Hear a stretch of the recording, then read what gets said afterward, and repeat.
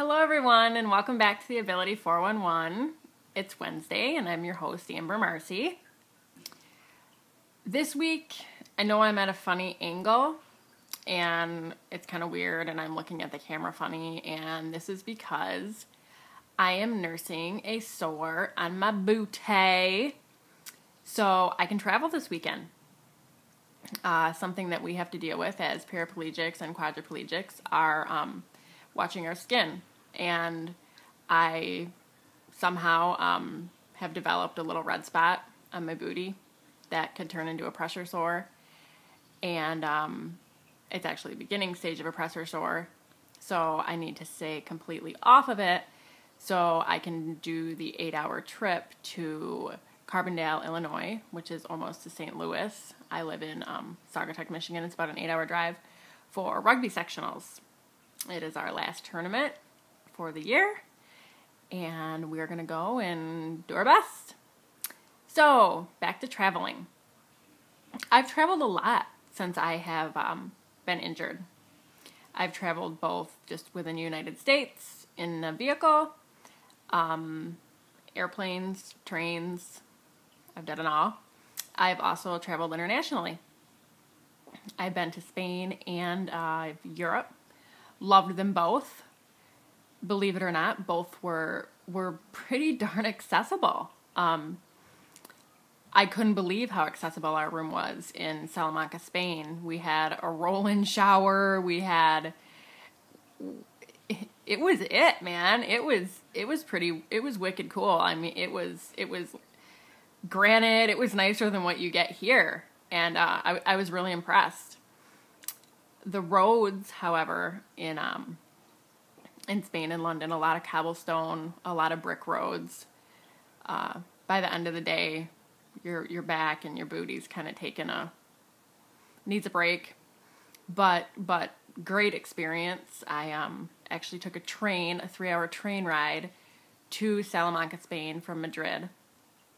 Beautiful train ride, was accessible. Had a way to get me on and off the train. The only thing they didn't have that wasn't accessible was a bathroom. It's just kind of an issue, but I'm one of those people that, give me a blanket and I'll cath right there. It's another thing we have to do as quadriplegics. I have to use a catheter every 4 to 6 hours to drain my bladder. And if there's a bathroom that isn't going to accommodate my wheelchair and myself, it's get a blanket, go in a corner, and do what you got to do. So I've been in instances where I'm traveling where I've had to do that. I went to Spain by myself. I was meeting a friend, so it was a 12-hour flight, and same issue there. I just sat in the chair in the airplane and cathed because I couldn't get to the bathroom, and even if I could get to the bathroom, I wouldn't have been able to get in the bathroom. So you do what you got to do. And the flight attendants were really nice, and they helped me with whatever I needed, which I do everything on my own, but just, a blanket and making me feel comfortable and whatnot. So I've had really good experiences with that. Traveling within the United States, I am part of Team Colors, so I travel for the Abilities Expos. Usually go to them about 3 times a year. One of them's just in Chicago, so I drive there. The others I fly to. Never had much of a problem flying, other than one time my wheelchair didn't make it to my destination. That was pretty fun. And they gave me a chair that I couldn't even roll. That was even more fun. Not really fun, frustrating. But it all worked out. The chair got there, and it made it in one piece, which is always nice. I have had the airlines, they tend to throw your wheelchair around like they do luggage, so you really have to be careful. I was really lucky, and one of my mom's best friends made me a bag to put my wheelchair in when I'm traveling, because if you haven't seen those colorless wheelchairs, they're pretty damn cool. And I don't want it to get messed up or broken because it's my baby. It's my legs.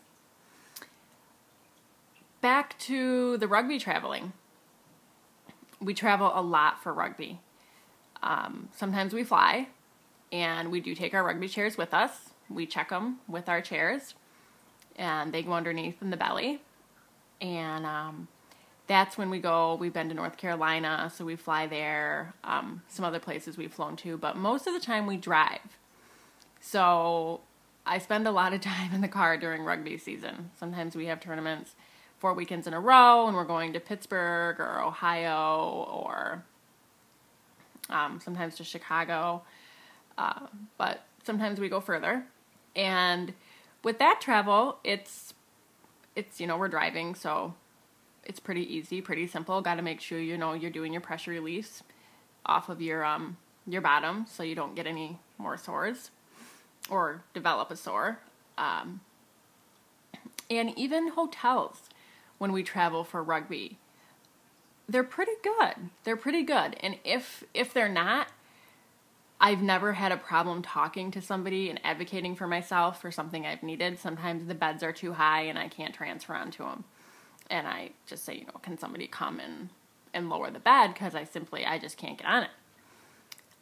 When I travel for rugby, I usually don't ask for an accessible room, only because there's so many other people that are there for the tournament as well that may need that roll-in shower and may have more needs to an accessible room than I do. I always travel with somebody, so I can just bring a shower bench and she can help me transfer over and we just can use the tub.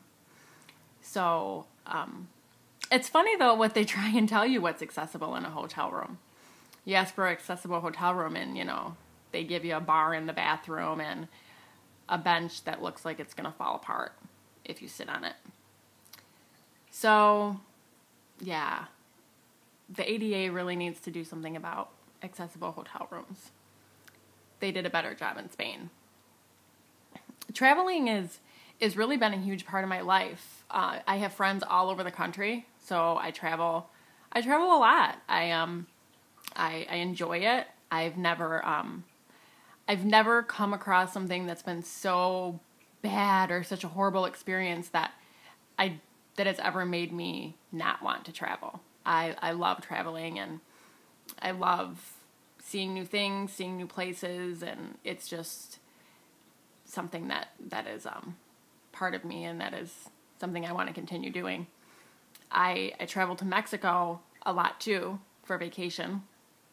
This is with my friends and just we have a great time. But again, Mexico is not very accessible at all.